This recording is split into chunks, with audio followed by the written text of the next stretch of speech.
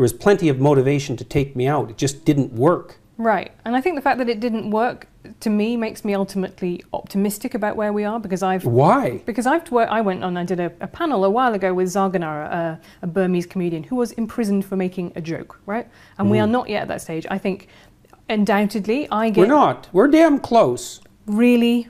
How about the guy with the pug in the UK? Count Dankula. That's the one. Right, but he did actually, I mean, that was a joke. You might not have liked it. I didn't say it was a good joke. I didn't say it was an appropriate joke. I didn't say any of that. I didn't say it was a well thought through joke. But it was a joke. Yeah, I just fundamentally don't believe that it was a joke. I believe that it was camouflaged as a joke, and that's what it kind of comes across. Right. And Well, that's exactly what you would believe if you were inclined to persecute comedians. No, I'm not inclined to persecute someone. Well, you're inclined to persecute him. I don't think he's a comedian, and I don't think I would have to go and look at the circumstances of that case. But I think he didn't like his girlfriend's pug and thought he would teach it to do something reprehensible as a joke. Right, but I see you getting involved, say, tweeting Douglas Murray's article about Tommy Robinson, and I think you see that as a free speech issue, and that's not how I see Tommy Robinson's case at all. I see that as contempt of court, someone who endangered a grooming trial. How do you see that case? I see it as very fortunate that Tommy Robinson didn't die in prison. Who is being ungrateful? Look at what you have. Right. You live in the best society that's ever been created. You know, I was reading about some Indonesians. I mean, do you mean me as a woman or me as a 21st century person in the world? I mean us, yeah. I mean, I'm incredibly grateful for what I have, but to me the project of politics is... construction of a tyrannical patriarchy. You're grateful for the productions of a tyrannical patriarchy. How does that make sense? Because I think life is good. I think it could be better. That's what being fine. a progressive That's a means. perfectly reasonable proposition. But I guess that isn't commensurate with your claim that you're the beneficiary of a tyrannical patriarchy. Why not? How can it be good if it's the consequence of a tyrannical patriarchy? Tyranny isn't good, is it? I mean, that's the definition of tyranny. Something that isn't good. And yet it's produced all these things that you're grateful for. Like, doesn't that contradiction bother you? Where did what was good come from?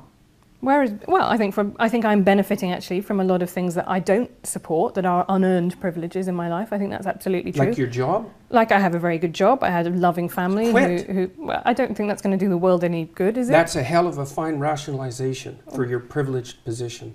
Oh, well, fair enough. But if you could trade it off with someone who's less privileged. That'd be a start. I could do that, but I don't want to, and I won't, and I don't think I should be expected to. Why not? Is it okay for you to occupy a position of privilege in the patriarchal tyranny? And if it is it because you're female, or is it just because it's convenient?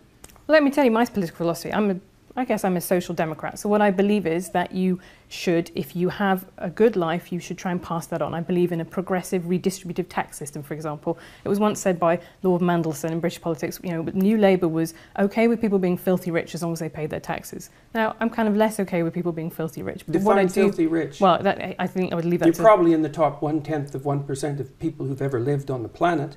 That would constitute filthy rich by historical standards. Okay, but I'm not sure that I'm going going to the line exactly? Be able to help the Neanderthals at this point, really, by giving up some money. But this is my point, is that what I believe is, I believe in a structure in which people who have had a good life and had lots of advantages should pay that back, pay that forwards, which I think is the message that you preach as well, right? You have responsibilities. And if you've had, like us, a lot of advantages in life. Western civilization as a tyrannical patriarchy. But it's not purely a tyrannical patriarchy, That's for sure. Is it? It's purely not. Right. And that's exactly the issue. But why because would you deal with moral when you describe it as a absolutes tyrannical patriarchy, then you make a case that it's purely that. And that's exactly what's ungrateful. It's not purely that at all. Why is saying that something has elements of this mean the same as it is purely that? That isn't what's being said. Merely to define it as a patriarchy implies unidimensionality. And to insist that that's also tyrannical doesn't offer a balanced viewpoint at all. Well, I think that's probably where, your disagreement comes with this, which is because I do not see it in that way. I do not see that as univariate at all. I see it as one element. Then why call it a patriarchy? Because it describes an overarching structure. Does it? Yeah. What if the patriarchy is fundamentally composed of women? Is it still a patriarchy? No, that would be a matriarchy. Would it? So let's say we take a patriarchal structure, like the medical profession, and we fill it primarily with women. Is it then a matriarchal structure? What makes it a patriarchy to begin with? Is it the hierarchical structure? Is it the fact that it's mostly men?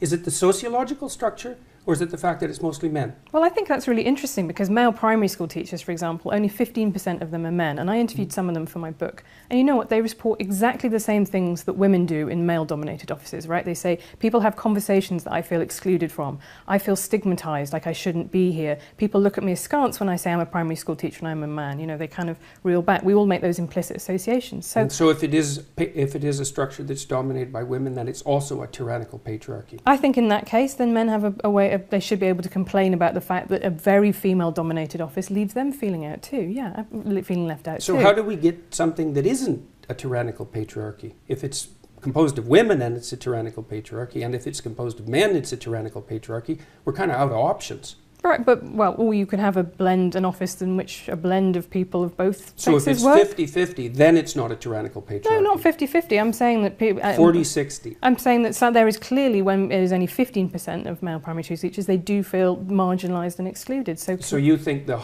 defining hallmark of a tyrannical social structure is the predominance of one gender, and if that was relatively equalised, then all of a sudden it would be a free and open institution. I don't think that male primary school teachers are being tyrannised. I do think they are being marginalised, and I do think that they feel excluded and stressed by that. So what do you do about that?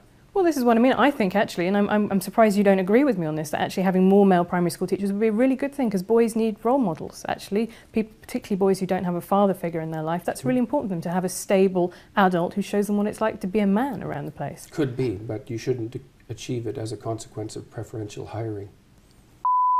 Other things you said, for example, like women wear rouge because it reminds men of ripe fruit. Right, well, for a start... Well, why do you think women wear rouge? I have absolutely no idea. But Right, I will tell you, that's really not a very good answer. well, yeah, you said before there were lots of things you don't know the answer to, but I'll tell you one thing. I'm not criticizing your perspective on this. You're criticizing mine, so I'm presuming you have an alternative idea. Why do you think women wear makeup? I think there are an enormous number. But let's go back to why women wear rouge, because it reminds men of ripe fruit. Okay, first of all, not all ripe fruit is red. Why would you want to... we evolved colour vision to detect ripe fruit. Do you want to eat women? No. I think unless men are having sex with ripe fruit... You might want to taste them. That's not really well. And where is the evidence that women who are redder in the cheeks have more offspring? What do you think happens during a sexual flush? But that's the key point, isn't it? Is that you would expect, actually, if this is a sexual selection, that women who are redder would have more children. We would get progressively redder over time. One of the hallmarks of youthful skin is the proclivity for it to flush red. And yes, youthful women have more children. It's a primary sign of fertility. I think you're using... Wait a second here. What do you think women wear makeup for? Come on, if you're going to go after me on this, okay. Let's women. People say, well, women wear makeup to feel better about themselves. It's not a very deep analysis. Why makeup? Why facial makeup? I'll tell you why I wear makeup, which is to stop the comments that I would get if I didn't wear makeup. And my gender, I always say my gender is low maintenance, right? I don't feel particularly like a woman inside. I don't really know what that would mean. But what I try and do is try and look, you know, in the same way that you get black women who talk about the problem with natural hair, is it's seen as unprofessional, right? And as a woman, if you don't wear makeup, that is seen as a political choice. That is seen as something that, you know, you are... So you wear makeup to protect yourself from what? From tyrannical judgment. Men? No, but and tyrannical women as well, I would say. I think women very harshly judge each other's appearance, and there are very good reasons for that. But probably because they've learned that from oppressive men. No, I don't think so. Why do you think it is, then? I think that women are encouraged to be seen as being in competition with each other. Encouraged? You don't think that there's anything about that that's natural, eh? Well, I would be reluctant to get into that, because I think you could talk about intrasexual competition. I think that's a very big deal among the social sciences and evolutionary science. It's not my particular competence. But yeah, my conception of the patriarchy is not that men are beastly to women. It is that there is a structure in which women participate too that overall privileges and benefits men in order to control female reproduction. And I think those are two very different things. Our culture confuses men's desire for achievement and competence with the patriarchal desire for tyrannical power, and that's a big mistake. Those aren't the same thing, even a bit. So, and it's very inappropriate psychologically and sociologically to confuse them. So. Well, one of the things I want to come back to is this idea. So that you say in the book, you know, there is masculine order and feminine chaos. No, actually, I say that those are symbolic representations of the two things. Right, okay. So why? Why is order masculine? I think it's because our primary social hierarchy structures are fundamentally masculine. And that's not the patriarchy. Well, it's not the modern idea of the patriarchy, that's for sure. I mean, that's my idea of the patriarchy, which is a system of male dominance of society. Yeah, but that's not my sense of the patriarchy. So what's yours? Well, in what sense is our society male-dominated? The fact that the vast majority of wealth is owned by men, the vast majority of capital is owned by men. Women do more unpaid labour. Very tiny proportion of men, and a huge proportion of people who are seriously disaffected are men. Most people in prison are men. Most people who are on the street are men. Most victims of violent crime are men. Most people who commit suicide are men. Most people who die in wars are men. People who do worse in school are men. It's like, where's the dominance here precisely? What you're doing is you're taking a tiny substrata of hyper-successful men and using that to represent the entire structure of Western society. There's nothing about that that's vaguely appropriate. But I could say equally well that most rape victims are women. You know, terrible things happen to people of both sexes. And you could say that with perfect utility, but that doesn't provide any evidence for the existence of a male-dominated patriarchy. Well, it just means that terrible things happen to both genders, which they certainly do. But there are almost no women who rape men, for example. So that is an asymmetry there in sexual violence.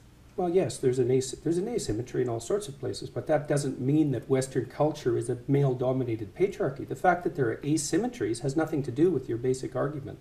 No, but you might This is a trope that people just accept. Western society is a male-dominated patriarchy. It's like, no, it's not. That's not true. And even if it has a patriarchal structure to some degree, the fundamental basis of that structure is not power, it's competence. That's why our society works. It's only when a structure degenerates into tyranny that the fundamental relationships between people become dependent on power. It's not power. If you hire a plumber who's likely to be male, it's not because there's roving bands of tyrannical plumbers forcing you to make that choice. And it's the case with almost every interaction that you have at the face of our culture. You're dealing with people who are offering a service of one form or another, who are usually part of the broad middle class, and what you're looking for is the person who can offer the best service, and you can find it. It's not a consequence of being dominated by anything that's tyrannical. And then again, our culture, our Western culture, which is by no means perfect, and certainly has tyrannical elements like all cultures do, is the least tyrannical society that's ever been produced, and certainly the least tyrannical society that exists now. So where's the patriarchy exactly in all of this? Well, saying that it's the least tyrannical society is not the same as saying it's not a tyrannical society. That's exactly why I said it was the least tyrannical But that's society. what I mean. So you haven't debunked the existence of patriarchy then. You've said that actually now is better for women. I don't have to debunk it. You have to demonstrate its existence. Okay, well, let's go through it. I'm writing a book about feminism in the moment. Until 1919, there were professions that women were barred from. They simply were not allowed to do it. Until 1880s... Why would you blame men for that? Because who was in those professions, who was guarding entry to those professions, who was worried about losing their status if women became doctors? What do you think it was that emancipated women in the 20th century, just out of curiosity? Well, a couple of different things. I think it was technology. I think it was the pill helped enormously. Okay, because so when was that developed? Well, in the 60s. Right, so that wasn't 1919. No, but I also think it was a series of legal changes that started in Britain with the Married Women's Property Act, which said for the first time women are full legal beings under the law. They can own property. Mm-hmm. And that, to me, is a structure that has continued throughout, from a time when women didn't have the same legal rights as men to now when they mostly do, but culture still lags behind it. I don't think you and I are necessarily talking at such cross purposes. It's just that your conception of patriarchy, as I see it in the book, is that quite a lot of men are quite nice and they do nice things for women. And no, that's not my conception of patriarchy. And I don't require men or advise them to be nice, ever. Well, you do talk about the guy who's the tampon king, the sanitary towel king of India, right? I wouldn't call that nice. Okay, I would call that brave. Okay. Did you read about his life when he was trying to develop that? Yeah. God, it was absolutely miserable, and he did it anyways. And he freed all sorts of women as a consequence. And I think that was nice. That's courageous. That's noble. That's visionary. It's not nice. I think it is also nice. I think it is also something that is, it is honouring your social obligations. I'm not so sure that that's a social obligation, because many other people would have done it had it been a social obligation. He said what he was concerned about. He saw that his wife was suffering with her monthly period and had to choose between feeding her family and taking care of herself properly, and chose to feed her family and thought he would do something about that. That goes way past nice. especially given what he had to suffer through to do all the experimentation that produced his eventual technology. So, like, this whole patriarchy thing, I think you have no idea how pernicious and dangerous it is. Well, no, I don't. I really don't. Go on. Throughout history have fundamentally cooperated to push back against the absolute catastrophe of existence. A terrible death rate, the probability of chronic starvation, early death, disease, the difficulty of raising children with all the death that was associated with that. And to look backwards in time and say, well, basically what happened was men took the upper hand and persecuted women in this tyrannical patriarchy. It's absolutely dreadful misreading of history. It's a terrible thing to teach young women, and it's a horrible thing to inflict upon men. I mean, I absolutely disagree with you. I think that's like saying slavery in the US was actually, most people cooperate. Well, no, you didn't. You had a system where one set of people owned another set of people. And until women got full legal rights, they could own property for themselves, they could work. Essentially, they were owned. They were first owned by their fathers and then by their husbands. Status to the domination by men. Yeah. You already said that you thought that what emancipated women primarily in the 20th century was technological revolution. No, not primarily, but that's one of two. I think that's two things. Not primarily, eh? No, you don't think the pill was a primary force in the emancipation of women? I think or the invention of tampons, let's say, or the provision of proper sanitary facilities, toilets, and that sort of thing. You're thinking instead it was the action of courageous feminists in the 1920s that produced a social revolution that overthrew the patriarchy. That's your theory. Yeah, I think that's a foolish theory. Well, I'm very sorry to hear you say that, but I think, to quote you in the Cathy Newman interview, I think it's a multivariate, right? I think there are lots of different things that all contributed to women gaining full rights. Well, then let's not be assuming that Western society was a tyrannical patriarchy. Well, no, but that's one of them, and then other things happened as well. So you have the pill, you have the dishwasher and white goods, labour-saving devices in the home. I think all of those were really important. But you also have things like campaigns for the vote. Yes, you also have things like that, yes. So how, when in a system that existed in England until 1918, when why would you even want to look at history like that? Like, what's your goal? Because exactly. I think the people who don't look at history are condemned to repeat it, and I think that what are we going to do? Repeat the persecution of women? You think that's a realistic possibility? Yeah, we're sitting here. How do you see that? We're sitting here in America, right, where we've just had a 5th judge appointed to the Supreme Court who is now anti-abortion, he's now conservative. I think that abortion rights are absolutely fundamental to women being able to function as full humans in society, and I think that is now under threat in America. I think it is extremely smug and complacent to think civilization has peaked, it's all upwards from here. Yeah, well, good luck with that, I suppose. It's a living. Like, there are lots of people who agree with me. There are lots of people clearly who agree with you. There are just a lot of people, I would say, who are coming to listen to what I say because they're sick and tired of having their desire to move forward in the world and to achieve something and to take their place as adult males, let's say, who are under the weight of accusations that their ambition and forthrightness is a manifestation of something that's fundamentally tyrannical. They're not happy with that. It's not doing anyone any good, and it's also not true. It's really a terrible thing to do to young men, and it's happening all the time. That's why they're bailing out of universities like mad. There won't be a man left in the social sciences in 10 years in the universities, and it's no bloody wonder. It's an unhospitable place, and it's unhospitable precisely because of this doctrine. Said that throughout history, the fundamental relationship between men and women was one of power, essentially slavery. It's like, fine, believe it if you want. It's not going to do your relationships any good, I can tell you that. Let's get on to the lobsters, because I think that the thing that people take away from that is male lobsters compete for female lobsters, and that says something about society now, that men need to be dominant in society, because if lobsters do it, then there is something that we can read about humans from that too. There's nothing in that chapter at all that suggests that the way that men should succeed in human hierarchies is a consequence of the exercise of power. There's not one line in that entire book that claims that, because it's not what I believe. Most human hierarchies, as I already pointed out, are hierarchies of competence, not power. Okay, so that's why we don't live in a patriarchal tyranny. And so if you want to be a successful man, then you should be competent, and that will move you up the hierarchy, and that will make you attractive, and for good reason, unless you want an incompetent mate, which is possible and happens, but isn't something that I would recommend. People will sometimes choose an incompetent mate because they're intimidated by competence, and so they'll settle for someone who they don't respect because they feel that they can master them and they won't be intimidated. But it's not a recipe for a happy life, I can tell you that. So there isn't a line in that chapter that talks about power as the proper means of conducting yourself in life. There's not a line in the book, and there's nothing in anything I've ever said that suggests that. Okay, no, but it's really important because people have read this chapter and they make exactly the argument that you make. And it's a misapprehension. So it's a misapprehension of the book. Okay, but if so many people are getting the same misapprehension, could it be possible? There aren't so many people that are getting it. There's 2 million people that have bought the book, and there's a very small handful of people who have a particular ideological perspective who enjoy developing that perspective because it indicates just what sort of reprehensible individual I am. But it has absolutely nothing to do with what I wrote or what I've said or what I believe. I don't believe that our fundamental hierarchies are based on power.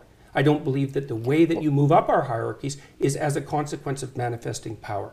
It's competence. Okay. My big problem with the lobsters is that it's scientifically bollocks, right? It's just, you cannot read across from lobsters and what they do to what humans do. Of course you can. That's why serotonin works on lobsters. But it works in 2 different ways. So serotonin makes lobsters more aggressive, it makes humans less aggressive, right? That's what happens. No, that's not right.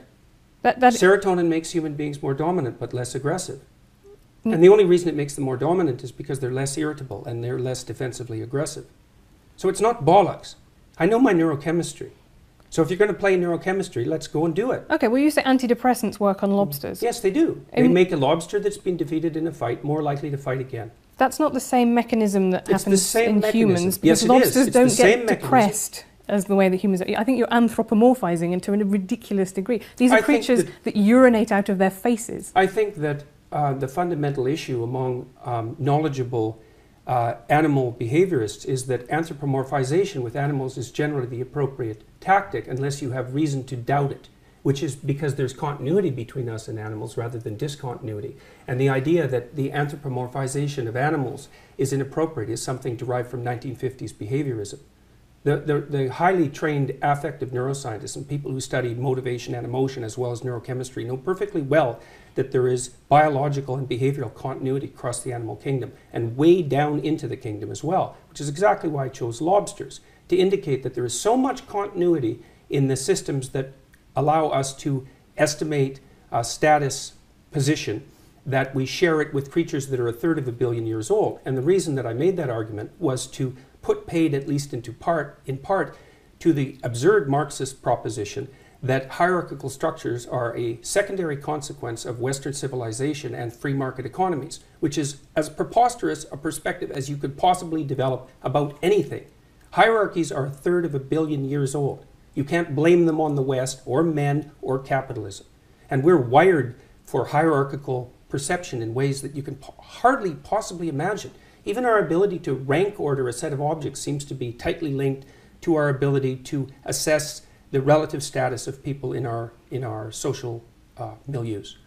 So, and the biochemistry is very, very similar. And the reason we know that is because most of the drugs that are used on people are first tested on animals. Now, it's not often animals as primitive as lobsters, but it is plenty. So a lot of what we know about neurological structure, for example, is a consequence of studying the flatworm, which is a much more primitive organism than the lobster. Continuity is the rule. Okay, so what can we learn from killer whales that live in matriarchal pods, often led by a grandmother, someone who's been through a menopause? Why isn't that an example that you've picked to talk about in the book?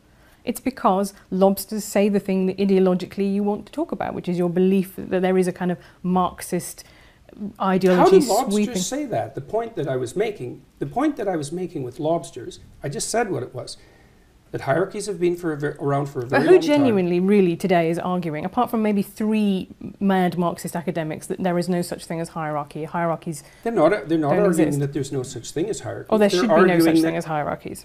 Oh, there are plenty of them are arguing that. Really? Because I see that almost never in the wild as an argument. I see people think that hierarchy should be based on merit and they should be more equal. What do you think the demand for equality of outcome is if it's not an attempt to flatten hierarchies or to eliminate them? What else could it possibly be? And you don't think the neo-Marxists and the postmodernists think that hierarchy is a social construction? Like, you're not talking about the same people that I know, right. That's for sure. Everything's a social construction for the social constructionists, including hierarchies. But I just don't think that is a very widely held view in the world. It might be among liberal arts universities. 20% of social scientists identify as Marxist. And the where's that statistic from? Look it up in Haidt's work. Okay. Well, I mean, I'm interested. I know. I've checked it out quite carefully. Yeah, but it's a perfectly valid statistic. I don't have the reference at hand. Yeah. So it's 1 in 5. Okay, and the number of conservatives, or even liberals for that matter, in the social sciences and humanities is not only vanishingly small, but getting smaller. And you think the social constructionists believe that hierarchy is built into biology? They're not very good social constructionists if that's what they believe.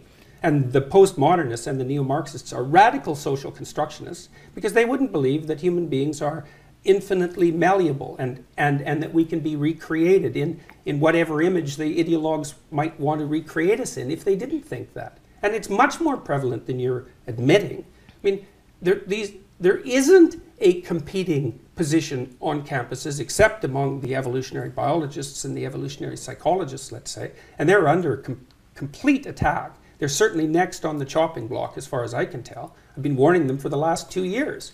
Social constructionists don't like evolutionary psychologists and they don't like biology. And I really don't understand why, except that it interferes with this idea that human beings are infinitely malleable and stops them from being able to blame hierarchy on the West. Look, if you're really concerned about the poor, as a social democrat, let's say, the first thing you should do is abandon your presupposition that the dispossession produced by hierarchies is a consequence of the patriarchal structure of the West. It's a way deeper problem than that. So there have been people who've been dispossessed forever, way before capitalism. Okay, I think I would agree with that. So if it is a way deeper problem than that, how do you tackle it? I don't know. Well, that's a bit... I mean, for someone as intelligent as you that just throw their hands up and go, ooh, maybe some people There's lots of things I don't know how to tackle. I don't know how to tackle the fact that people range extremely widely in their cognitive ability either. These are big problems. No, but we could start with a redistributive tax policy, right, where people who earn a lot pay more tax than people lower down the income scale to redistribute income. That was a fairly obvious way that you could make poor people less poor. It's something that, the Labour government did. They almost, I think they halved child poverty. It is possible to do things, and we do have mechanisms. Well, I wouldn't make the immediate presumption that it was the redistributive tax policy that halved child poverty. That absolute poverty in the world has halved between the year 2000 and 2012, and you can't attribute that to redistributive policies. No, I can't. I'm only talking about Britain. I'm talking about that particular government, which had, then there are fiscal analyses that have been done. But I think, let's move on from lobsters. I mean, That chapter is about people becoming responsible and competent, not about them becoming dominant and powerful. Okay, it's not that at all. But my problem with it is I think you got criticised by a lot of marine biologists, right, and by a lot of geneticists. I think for one. It. Okay, well, I can name you. P.Z. Myers is one who's criticised you. Adam Rutherford, who's former editor of Nature, has criticised that chapter. There are, that is not... But what I think is fascinating is that... No biologists dispute the fact that most organisms organize themselves into hierarchies, and that the fundamental biological mechanism for the regulation of hierarchy is the serotonin system. That's not disputable. Now, you can find animal organizational structures that vary from that, what would you call it, fundamental pattern. But the existence of variance isn't proof against the existence of a fundamental pattern. I don't know how you can sit there and be skeptical about this. If you know the literature on hierarchical structure, you understand that across the entire animal kingdom, animals tend to organize themselves into hierarchies.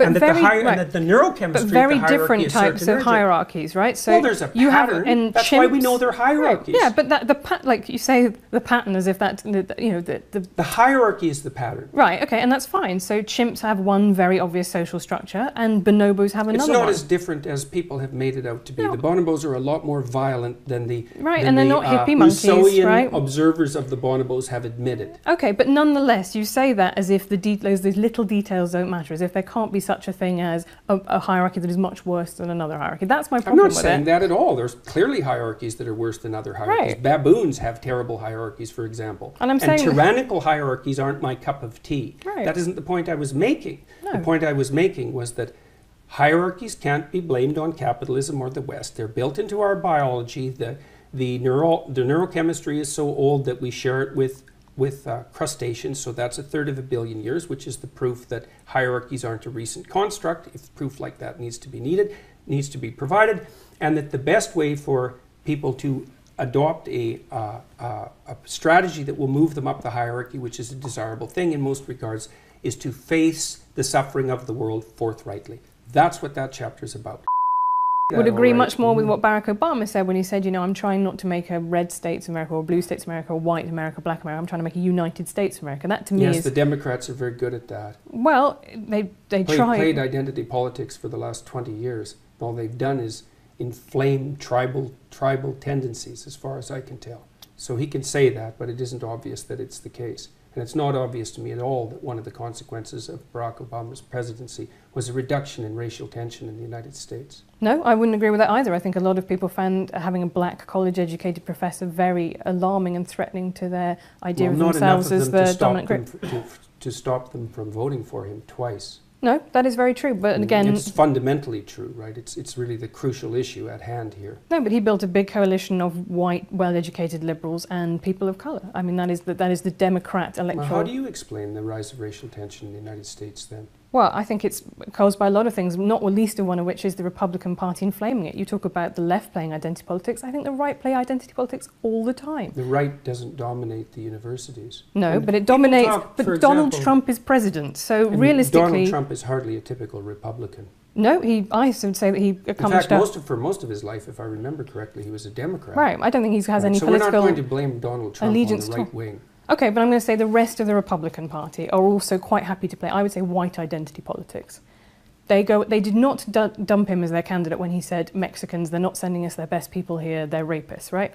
The whole idea of the United States, it said, I think a beautiful thing, all men are created equal, but it meant men, and it meant specifically white men. Women and black people could not vote.